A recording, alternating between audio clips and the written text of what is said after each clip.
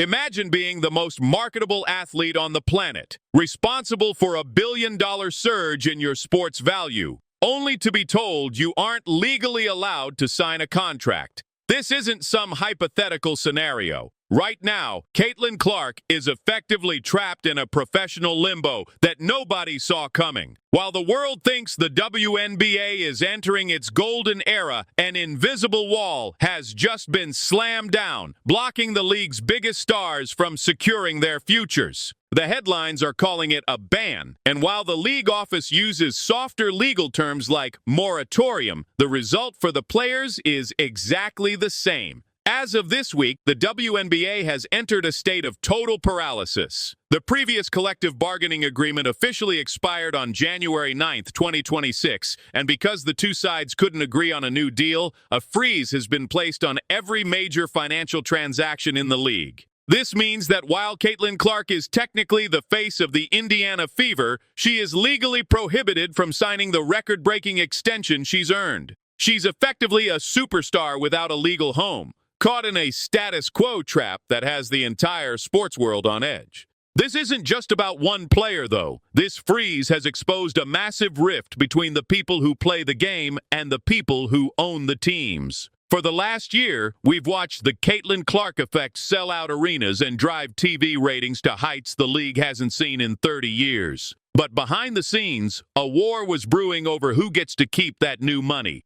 When the deadline passed at midnight on January 9th without a signature, the league didn't just stall, it shut down its most important functions. The silence coming from the league office is deafening. Usually, mid-January is the peak for blockbuster trades and high-profile free agency rumors. Instead, agents are being told their phones won't be answered and front offices are barred from making moves. Imagine the frustration of being Angel Reese or Breanna Stewart, knowing your value has never been higher, but being told by the league that your right to sign has been suspended indefinitely.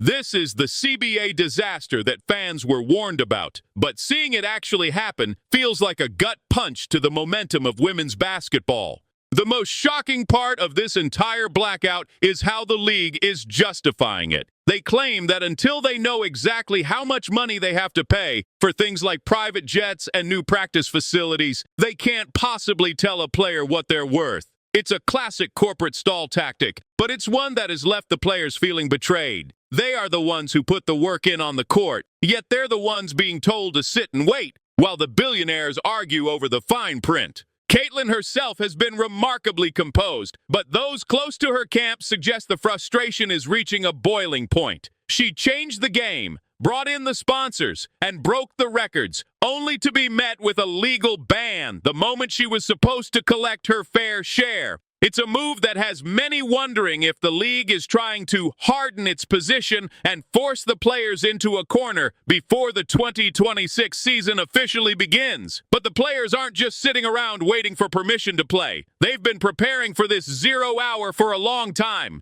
The status quo period is a dangerous game of high-stakes chicken. If the league thinks the players will eventually fold just to get back on the court, they are in for a rude awakening. There's a secret energy moving through the locker rooms right now, and it's not about finding a middle ground, it's about a total revolution. Because while the ban on signing is the current headline, the real reason for this shutdown is a $700 million gap that the owners are desperate to keep hidden, and what's buried in those financial documents would shock even the most dedicated fans. To understand why the WNBA is currently eating itself alive, you have to look at the math the league is desperate to hide. We are looking at a $700 million gap that has turned the negotiation room into a battlefield. It's a war over accounting tricks that has left stars like Caitlin Clark and Angel Reese wondering if they'll ever see a paycheck that truly reflects their worth. The owners are claiming the league is still fragile, but the numbers coming from the players' union tell a completely different story, one that suggests the players are being robbed of their own success. It all boils down to a fight between two words, gross and net. The owners have proposed a deal that sounds generous on the surface. They've offered the players up to 70% of the net revenue. But here's the exposed truth. Net revenue is whatever is left over after the owners subtract every single expense they can find. This includes the cost of new arenas, massive marketing campaigns, and even the very private jets the players had to beg for. The union realizes that if they agree to this, the owners can simply spend the profits into oblivion on corporate overhead, leaving the athletes with nothing but the leftovers. The union's counteroffer has sent the front office into a total panic. They are demanding 30% of the gross revenue, meaning the total money coming into the league before the owners can touch a single cent, for expenses. This is a $100 million difference every single year. The players' argument is simple. We are the product, and we want our cut off the top. The owners, however, are terrified. They claim that if they pay out based on gross revenue, the league will face a staggering $700 million loss over the next few years. It's a fundamental clash of philosophies that has brought the entire 2026 season to the brink of cancellation. And then there's the private jet controversy that has become a symbol of this entire disaster. For years, the lack of charter flights was a safety nightmare, with players like Brittany Griner facing harassment in public terminals. Now that the league finally has a charter program, the owners are reportedly trying to charge the players for the privilege. In secret meetings, owners have argued that the $25 million annual cost of these flights should be deducted directly from the player salary pool. It's an insulting move that has stars like Brianna Stewart livid. They aren't asking for luxury. They're asking for professional standards. To have those standards used as a weapon to suppress their raises is the definition of a shocking betrayal. But while the WNBA is bickering over seat upgrades and accounting, a much larger threat is looming in the shadows, and it could make the WNBA irrelevant overnight. Whispers of Project B are no longer just rumors. They are a looming reality. This is a secret breakaway league backed by tech moguls and massive private equity from the same minds that built Skype and Google. Project B is reportedly reaching out to the top 60 stars in the world with an offer the WNBA can't match. Seven-figure salaries, actual ownership equity, and a global Formula One style tour.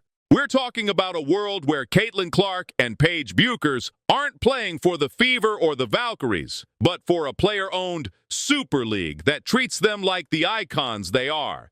This revealed threat has completely changed the leverage in the room. The players know they have an exit strategy. They aren't trapped in the WNBA's outdated system anymore. If the league refuses to pay them, they can take their millions of followers and their generational talent to a platform built for the 21st century. The owners are currently exposed as being behind the curve. They are trying to run a global powerhouse with a small-town mindset, and the players are ready to walk.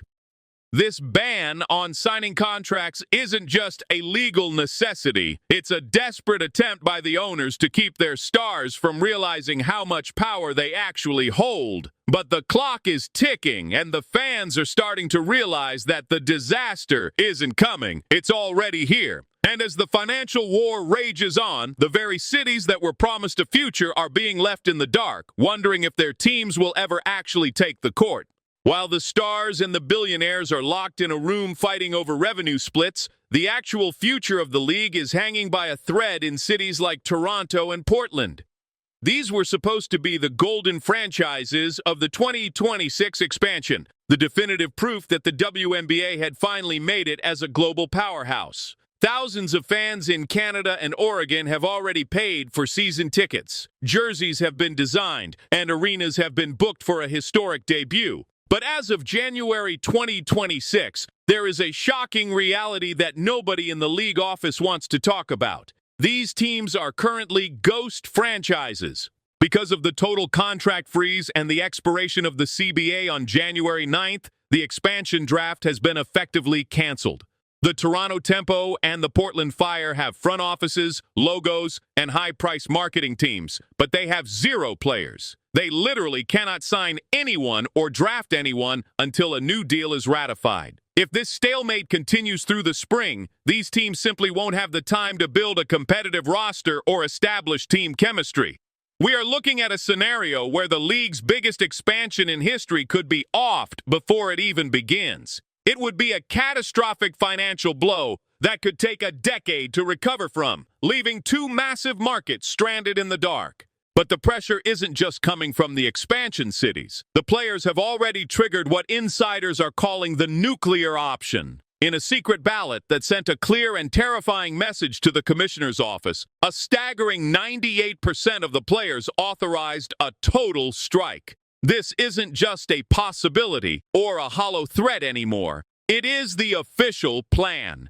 If a deal that satisfies the gross revenue demand isn't signed by the time training camp is scheduled to open, the players are prepared to walk away from the court entirely. Nearly every single player, from the rookies to the legendary superstars, has agreed that they would rather see the 2026 season canceled than sign another unfair deal. This level of unity is unprecedented in professional sports. They have even gone as far as setting up their own private player hubs in cities like Miami and Las Vegas, where they can train and play exhibition games away from the league's control. They are literally building a shadow WNBA in real time, proving that they don't need the owner's permission to be icons. So, will the 2026 season actually happen? The revealed truth is that the league is in a state of total uncertainty. We are running out of calendar days. To have a successful season, the league needs to release a 44-game schedule,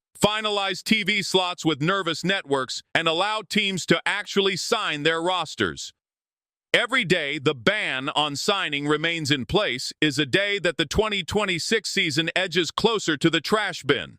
The Caitlin Clark effect was supposed to be a rising tide that lifted all boats. But right now, it feels like the tide has gone out, leaving everyone stranded on the sand while the billionaires argue over the cost of private jets. The final verdict is a grim one. Unless the owners move away from their net revenue accounting tricks and start treating the players as true equity partners, we are looking at a blackout season. The fans are already starting to voice their frustration on social media, and the major sponsors are getting incredibly nervous about their investments. If the WNBA doesn't fix this by the March deadline, the golden era won't be remembered for its records or its ratings. It will be remembered for the moment the league grew too fast for its own good and collapsed under the weight of its own corporate greed. The disaster is no longer a rumor. It's the reality of a league that forgot that the players are the ones who make the highlights, not the lawyers.